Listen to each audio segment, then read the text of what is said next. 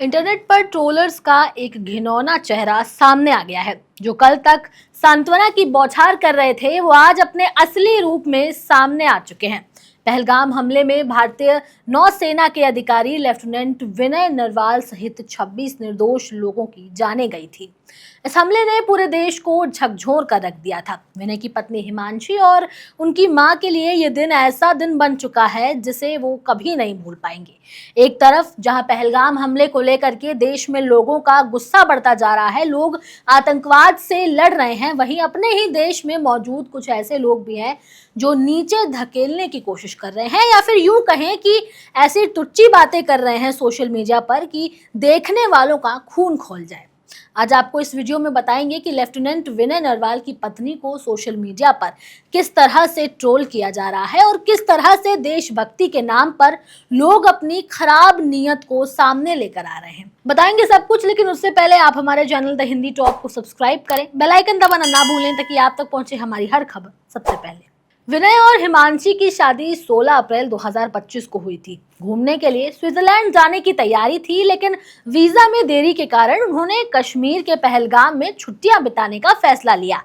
लेकिन क्या पता था कि पहलगाम जाना उनके लिए उनकी आखिरी टूर होगा। विनय की 27वीं जयंती के अवसर पर करनाल में रक्तदान शिविर का आयोजन किया गया।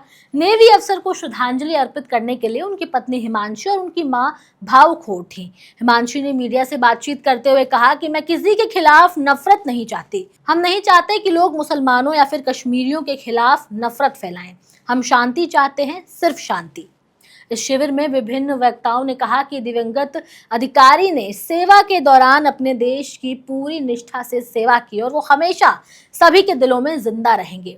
यहाँ तक कि बीजेपी विधायक जगमोहन आनंद भी इस अवसर पर वहां उपस्थित रहे। जहां एक और हिमांशी और उनके परिवार ने शांति और एकता का संदेश दिया, वहीं सोशल मीडिया पर कुछ ऐसे ट्रोलर्स ने नफरत फैलाने की भी कोशिश की। कुछ ने विनय की पत्नी के धर्म को लेकर के आपत्तिजनक टिप्पणियां की, जबकि बाकियों ने कश्मीरियों और मुसलमानों के खिलाफ नफरत भरी बातें पोस्ट की। ये स्थिति न केवल विनय की शहादत का अपमान है, बल्कि ये देश की एकता और अखंडता के लिए भी खतरे की घंटी है। जहां एक और देश ऐसे आतंकी हमले झेल रहा हो, वहां अब अपने ही देश के लोग इस तरह की बातें कर रहे हैं। हिमांशी और उनके परिवार ने इस नफरत फैलाने वालों को जवाब देते हुए कहा कि वो किसी के खिलाफ नफरत नहीं चाहते, उनका उद्देश्य शांति, न्याय और एकता है। उन्होंने ये भी कहा कि जो लोग उनके साथ गलत कर रहे हैं उन्हें सजा मिलनी चाहिए, लेकिन बिना किसी समुदाय विशेष को निशाना बनाए। हमारे देश में हर मुद्दे पर सियासत की जाती है, चाहे बात आतंक पर ही क्यों ना हो। यहाँ जब हिमांशी नरवाल ने मीडिया से बातचीत करते हुए शांति बनाए रखने की बात की, तो कुछ ट्रोलर्स ने सोशल मीडिया एक्स पर उनके बारे में ऐसी बुरी और भद्दी बातें कही जिसे सुनकर शर्म से सर नीचे हो जाए। ट्विटर पर अनामिका सोनी नाम की एक यूजर हैं, उन्होंने कहा कि इसको अचानक से भाईचारा कैसे दिख गया, कश्मीर के लोगों को हिंदू मुसलमान से ना जोड़े, ऐसा कैसे कह दिया। पति को मरे अभी 10 दिन भी नहीं हुए, इसने अपना रंग दिखाना शुरू कर दिया।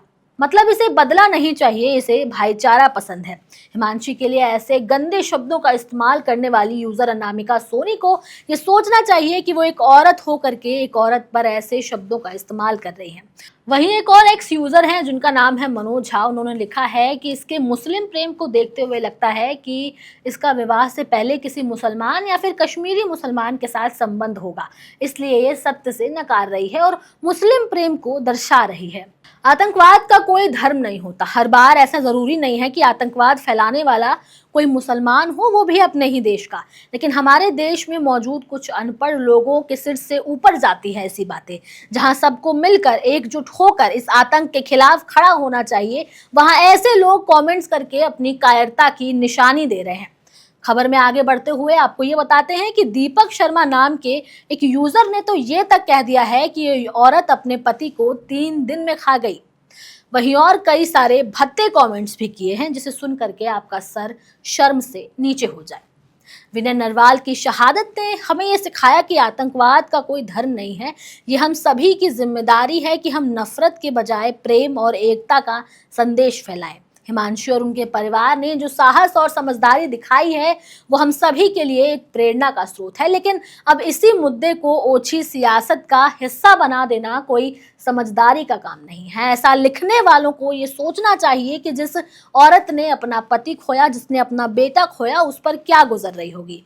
ऐसे में इस तरह के कमेंट्स इंसान का मनोबल भी तोड़ते हैं।